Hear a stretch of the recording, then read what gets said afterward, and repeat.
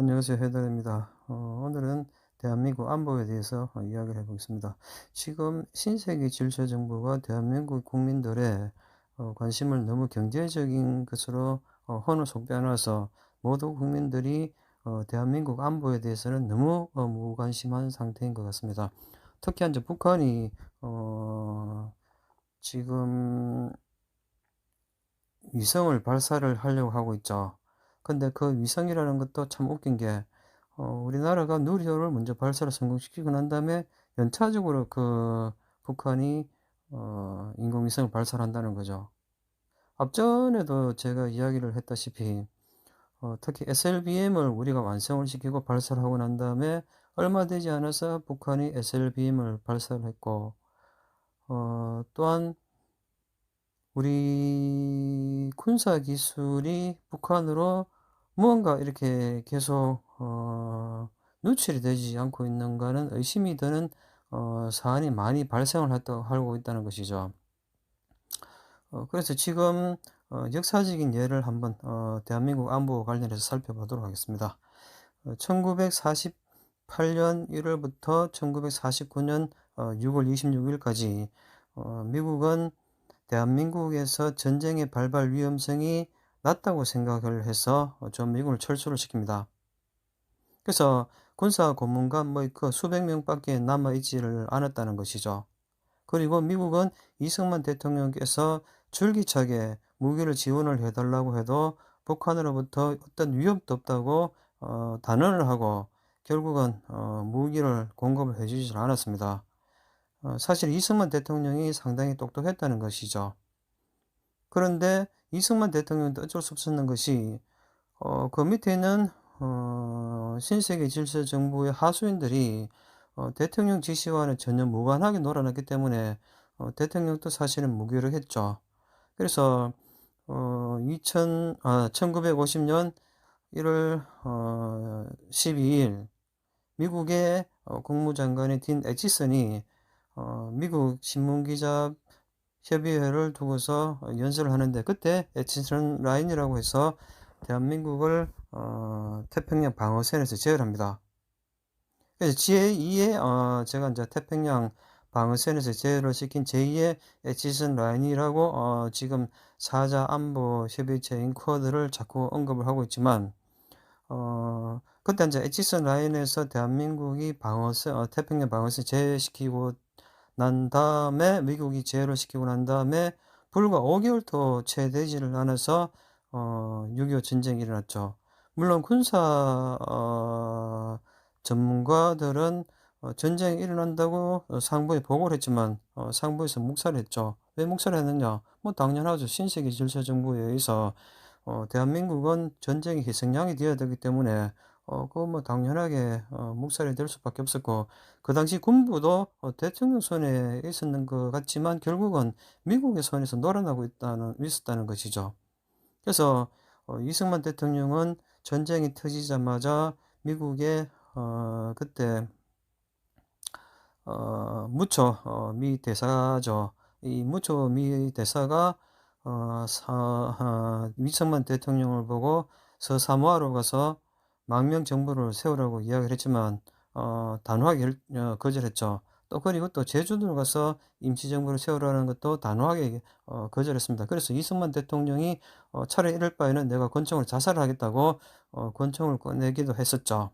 그래서 대통령도 어쩔 수 없는 상황하에서 6.25 전쟁이 일어났습니다. 그런데 지금 이 시대에 와서 제2의 2차 한국 전쟁이 일어날 조짐이 보인다는 것이죠.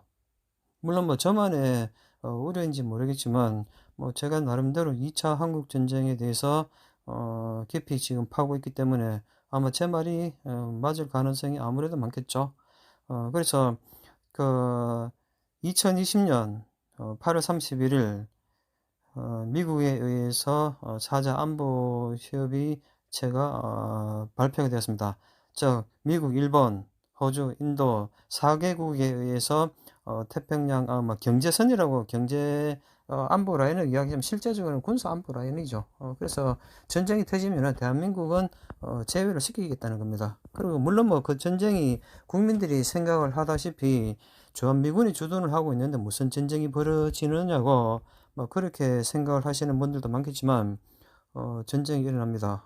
왜냐하니까 제가 이제 이렇게 전쟁 시나리오를 계속 쓰고 있지만 물론 뭐 제가 3년 전부터 이렇게 전쟁 시나리오를 써오면서 그 시대 상황에 맞춰 가지고 계속 수정을 하고 오류를 체크를 하고 다시 시대 상황에 맞춰 가지고 최신 정보를 참고를 해서 계속 시나리오를 수정을 하고 있죠. 그래서 주한미군이 있어도 전쟁이 일어나지 않는 것이 아니라 일어납니다. 그리고 대한민국은 적화가 됩니다. 그래서 국민들은 이 사실에 대해서 분명히 깨달아야 합니다. 그래서 전쟁 시나리오에 대해서는 따로 미리 유튜브에 올려놓았기 때문에 그것을 한번 보십시오.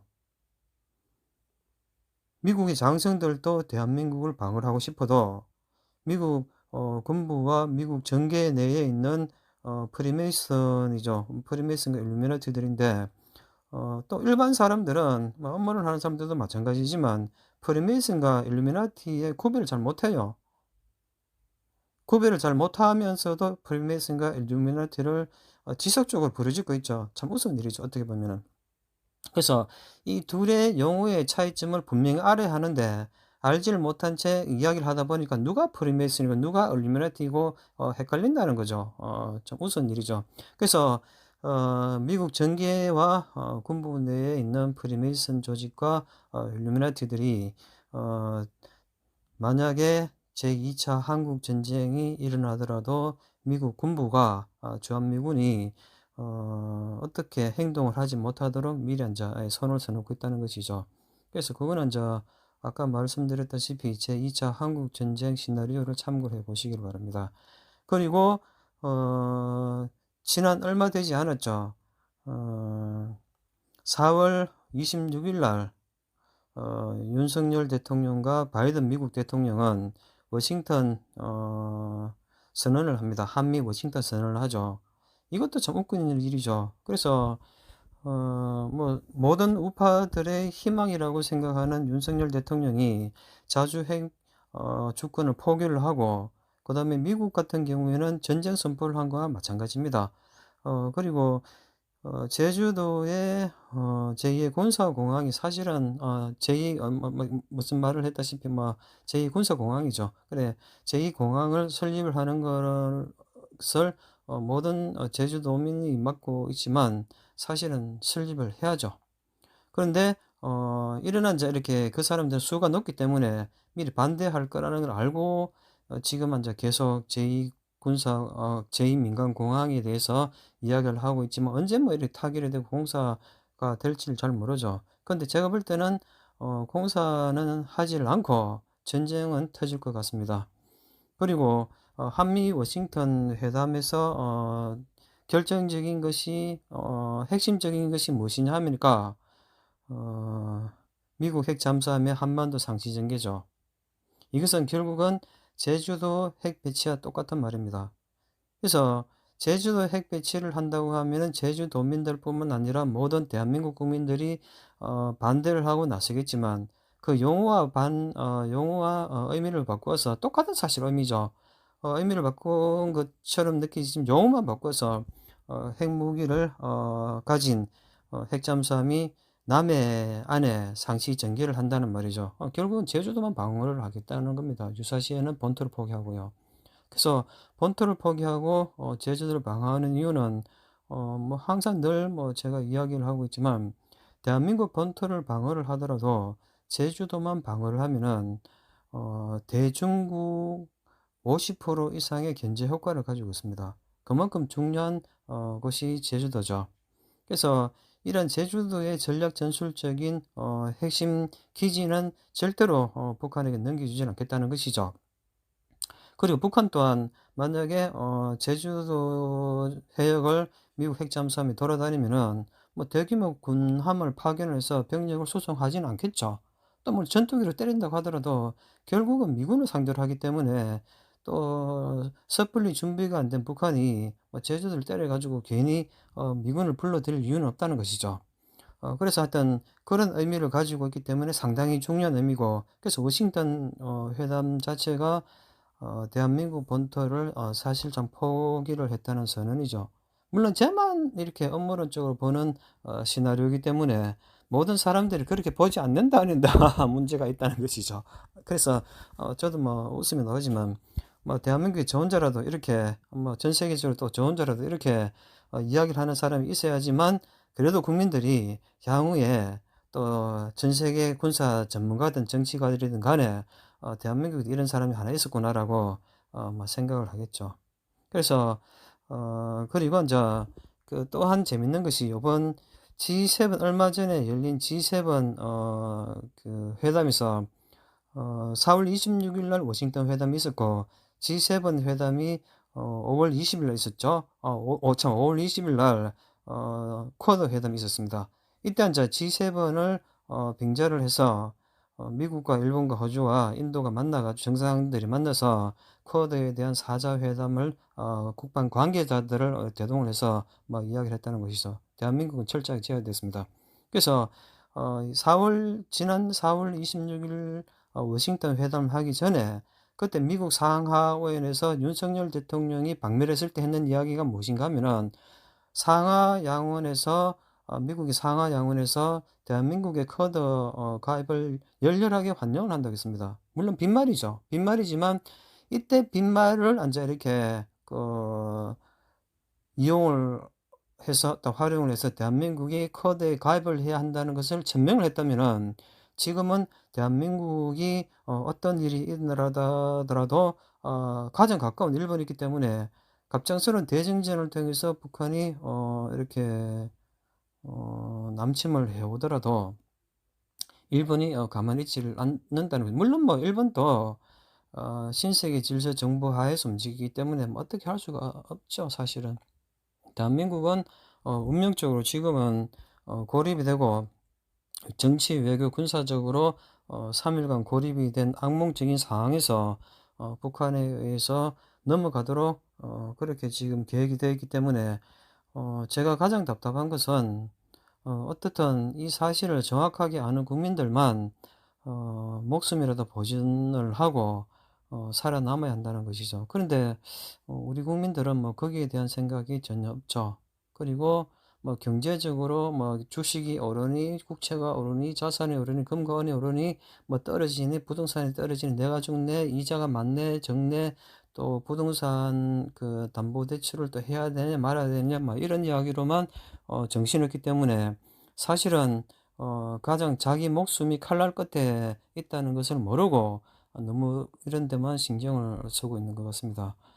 그래서 제가 포괄적으로 간단하게 역사를 되돌아보고 그 다음에 대한민국에서 전쟁이 일어날 수도 있다는 것을 음모론적으로 분석했기 때문에 뭐 음모론적으로 뭐 믿으셔도 좋고 믿지 않으셔도 좋고 하지만 대한민국이 뭐 어떻든 위급 상황이라는 것은 알고 계셔야 된다는 것을 말씀을 드렸습니다. 물론 6.25 전쟁도 음모론에 따르면은 신세계 질서 정부의 계획하에서 일어난 것이고 지금 제2차 한국전쟁도 신세계 질서 정부의 계획하에서 또 일어날 것이기 때문에 이러한 것을 넓게 보고 멀리 봐서 어떻든 개개인 뭐 지금 국가는 있지만 국가도 곧 사라지겠죠. 그래서 정부는 국민들을 포기를 한 것으로 보입니다. 물론 뭐 지금 신세계 질서 정부가 임명한 관료들이 정부에 잔뜩 포진을 해 있는데 뭐 국민을 돌아볼 시간이 없죠. 자기들도 자기 자신과 가족들을 돌보기도 벅찰 것인데 그렇죠? 예. 그래서 지금 국민들은 막 각자가 자기가 알아서 자기 안전과 가족의 신변을 또한 재산을 보존을 해야 할 것으로 보여집니다. 모두들 바짝 정신을 차리시고 물론 뭐 전쟁이 뭐 올해 8월 뭐 14일, 15일 일어날지 아니면 내년 뭐 8월 14, 15일 일어날지 아니면은 뭐 5년 뒤에 일어날지 2025년도 일어날지 2020년도 일어날지는 아무도 모릅니다. 하지만 전쟁의 그림자는 서서히 오기 때문에 전쟁이라는 게 한번 터지면은 자기가 뭐 60평생, 뭐 70평생, 또 50평생, 40평생 까지 피땀 흘려 이뤄놓은 모든 것들이 한꺼번에 무너지고 자기 목숨마저 위태롭다는 것이죠. 그래서 전쟁을 대비해서 뭐 5년이든 10년이든 대비를 한다는 것은 전 인생을 봐서는 결코 아깝지 않은 시간으로 보여집니다. 그래서 모든 국민들은 물론 뭐 이런 음모론자들과 이야기하기 때문에 뭐 신빙성이 떨어질지 모르지만 아무래도 뭐 제가 보는 것이 가장 정확하다고 뭐 저는 생각을 하고 있습니다. 그래서 각자가 조심을 하고 앞으로 조심해서 어떻든 살아남기를 바랍니다. 이상 해드라였습니다.